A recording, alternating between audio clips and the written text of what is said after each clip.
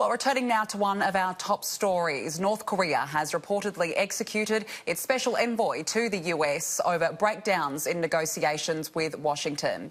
To discuss this, I'm now joined live from Singapore with Dr. Jonah Blank, who is a senior political scientist for Rand Corp. Doctor, thank you so much for joining me today. Firstly, how credible are these reports and what exactly do we know?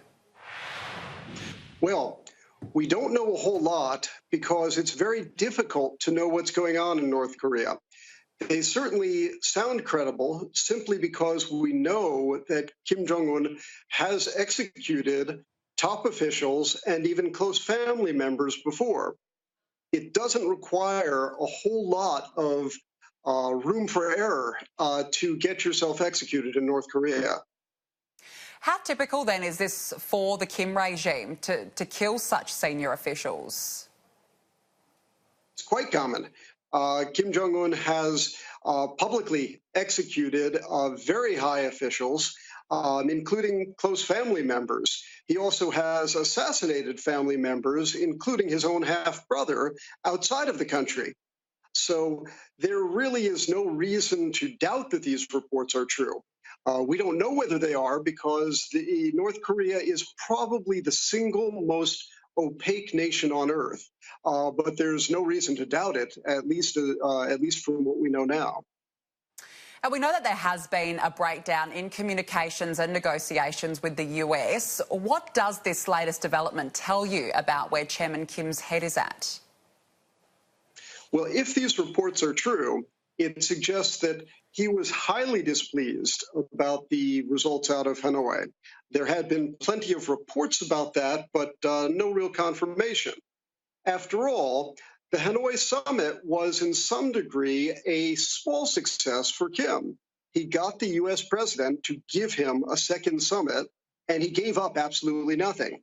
So both the U.S. and North Korea emerged from Hanoi with far less than their wish list. But North Korea got something out of it, while the U.S. got nothing out of it. What these reports suggest is that Kim really expected to get a whole lot more than he got. Well, how do you think this is going to go down, not just in the region, but also in the US? Could it potentially now have an impact, if this is confirmed as being correct, on the ongoing nuclear talks that we have seen over the last 12 months or so? I actually suspect it will not really play much of a role. U.S. negotiators know that North Korean government officials are in notorious danger of personal safety. Everyone in North Korea knows this as well. From my perspective, the biggest news really is the statement by the U.S. president downplaying North Korea's short-range missile tests, which really throw U.S. credibility vis-a-vis Japan and South Korea into doubt. To me, that's a much bigger issue.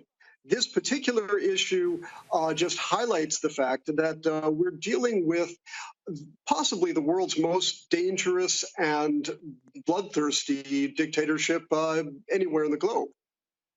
And just finally, do you think that this is going to force the Trump administration to perhaps take a different tack with North Korea? Well, it's hard to know what the Trump administration's tack towards North Korea even is. We get so many mixed messages coming out of the administration that it's rather confusing for North Koreans, for the Japanese certainly, for the South Koreans, and for the entire nation. I'm reporting this from Singapore, where Asia's premier defense and security conference is now underway, the Shangri-La Dialogue. And I can tell you that everyone here is hungering for some clarity on the U.S. negotiating position because it's really been all over the map over the past year or so. Certainly be interesting to watch how this one pans out. Dr. Jonah Blank, thank you so much for joining me today. Thank you for having me.